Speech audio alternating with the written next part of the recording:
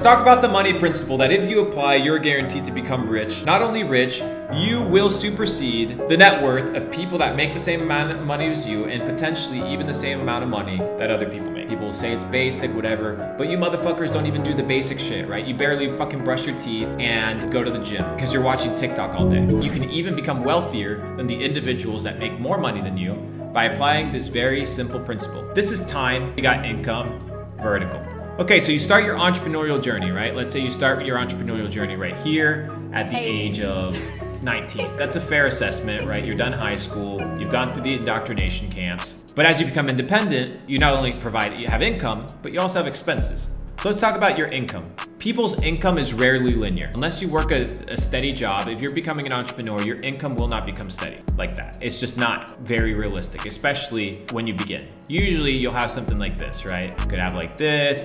That's how your income would actually be.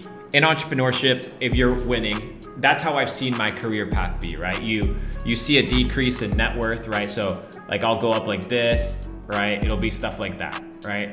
That's usually how my net worth works. Now, what is the problem with making money? The problem with making money isn't your ability to make it, it's your ability to keep it. Most people do not know how to protect their wealth. So let me teach you guys how to protect your wealth in a very basic way. Hit the subscribe button, okay? And I'm gonna show you guys how this is done. Now, let's talk about your expenses. Most people match their income with the level of expenses that they have because they think that their income is linear, that they have to have a linear spend.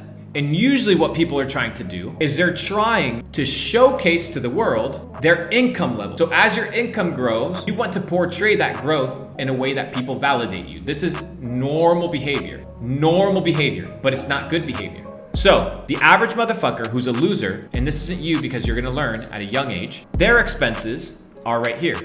So what does that mean? That means that you have a slight room for error and a slight room for saving money, right? Remember, your money's linear.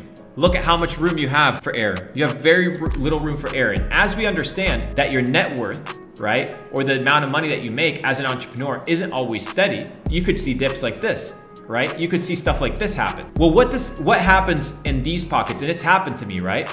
Well, you're losing money. And what happens with expenses? Usually in life, it's extremely difficult in life to reduce your expenses. Just like we had the kid in the chat, right? Talking about they have a $700 car payment. Well, what are you gonna do now? Now you have a fucking headache. So now you have to deal with a $700 car payment because you didn't learn how to manage your expenses. Let's just say this is 100 grand. I'm gonna make this very simple. And I'm gonna teach you guys off of like real experience, right? So let's say this is 100 grand.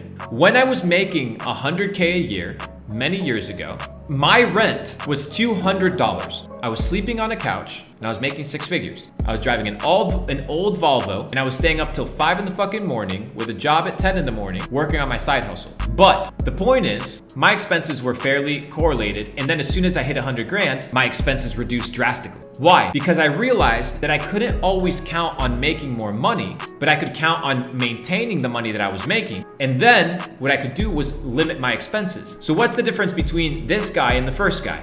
Is that as time goes on and your income increases and your expenses stay the same, now you have freedom. This right here, this gap right here, ladies and gentlemen, is your freedom gap. This right here is your freedom gap. Sounds sexual, but I like it. The bigger the gap is, the more freedom you're going to experience in your life. So right now, my current expenses in life are fixed, probably about 40 grand a month, right? 40 grand a month is what I spend probably every single month, right? That between houses, between buying random shit, I don't know, bro. 40 grand a month is what I spend, give or take. I don't like saying that number because to me it's a gross number, it's way too much. But it is what it is. This gap right here represents freedom. Your goal is to be doing 2 things simultaneously when you're getting rich. One is making sure that you're always on a steady uptrend. If you fall below, make sure that your expenses give you enough wiggle room for risk.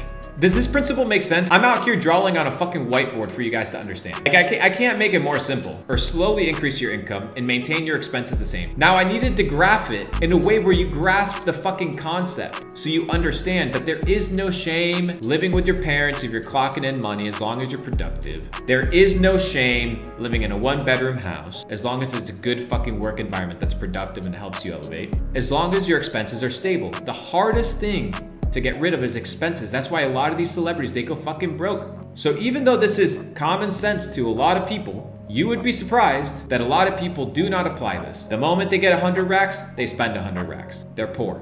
Instantly.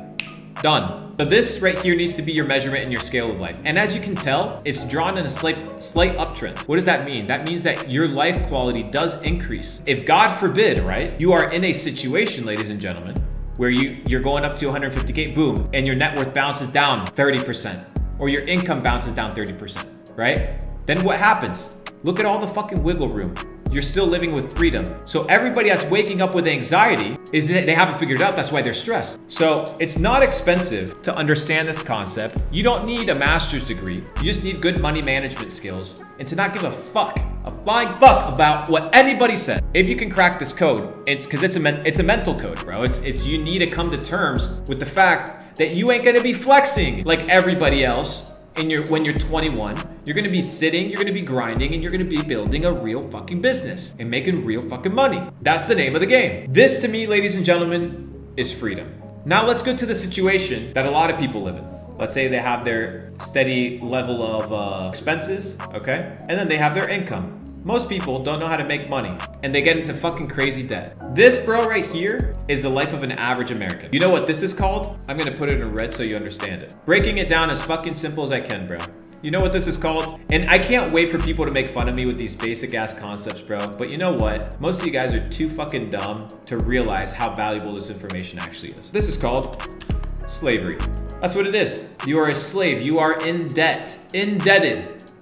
You are owing somebody, which means you must work until you pay that debt off. So the question is, do you want to live in freedom? Not luxury. Do you want to live in freedom or in slavery?